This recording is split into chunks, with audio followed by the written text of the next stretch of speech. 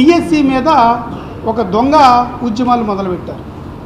నిజానికి వాళ్ళు ప్రాయశ్చిత్త దీక్షలు చేయాలి. ఎందుకంటే జగన్మోహన్ రెడ్డి గారి హయాంలో ఆ 5 ఏళ్లలో డిఎస్సికి 521 మందిని మాత్రమే డిఎస్సి ద్వారా రిక్రూట్ చేయడం జరిగింది. జాబ్ క్యాలెండర్ ఇస్తాము ప్రతి సంవత్సరం అని జనాలను అప్పట్లో మోసం చేశారు.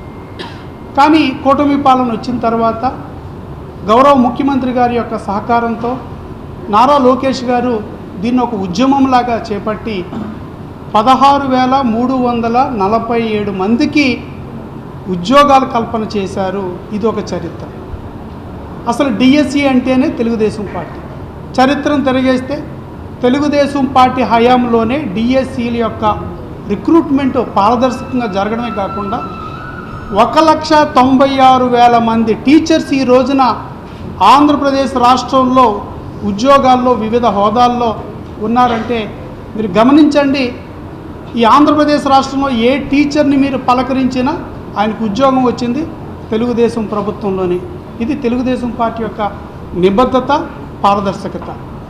అలాంటి ఒక డిఎస్సి ప్రాసెస్ని నారా లోకేష్ గారు చాలా పారదర్శకంగా తెలియజేయడం జరిగింది.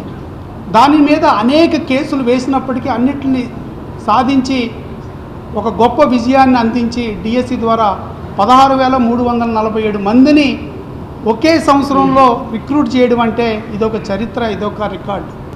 ఈరోజు జగన్మోహన్ రెడ్డి గారు బ్యాచ్ ఏం చేస్తున్నారు అంటే వాళ్ళ యొక్క సాధించిన విజయాన్ని అవమానపరుస్తున్నారు. ఆ రోజు తల్లిదండ్రుల యొక్క ఆనందాన్ని అవమానపరుస్తున్నారు. ఈరోజు ఏదైతే మధ్యతరగతి కుటుంబాలు, దిగువ మధ్యతరగతి కుటుంబాలు నోటిఫికేషన్ రిలీజ్ అయిన తర్వాత ఇవి మా జీవితాల్లో ఒక గొప్ప మార్పును తీసుకురాబోతున్నాయి అనే ఒక ఆశతో రేయింబగళ్ళు నిద్రాహారాలు మాని ఆ యొక్క విజయాలు సాధించిన ఆ విజయాన్ని అవమానపరుస్తున్నారు. చాలామంది గృహిణులు పిల్లల్ని కూడా, భర్తలను కూడా, సంసారాలను కూడా పక్కన పెట్టి ఇది సాధిస్తేనే మా జీవితాలు బాగుపడతాయని ఒక కఠోర దీక్షతో, పోరాట స్ఫూర్తితో పనిచేసిన మహిళల్ని అవమానపరుస్తున్నారు.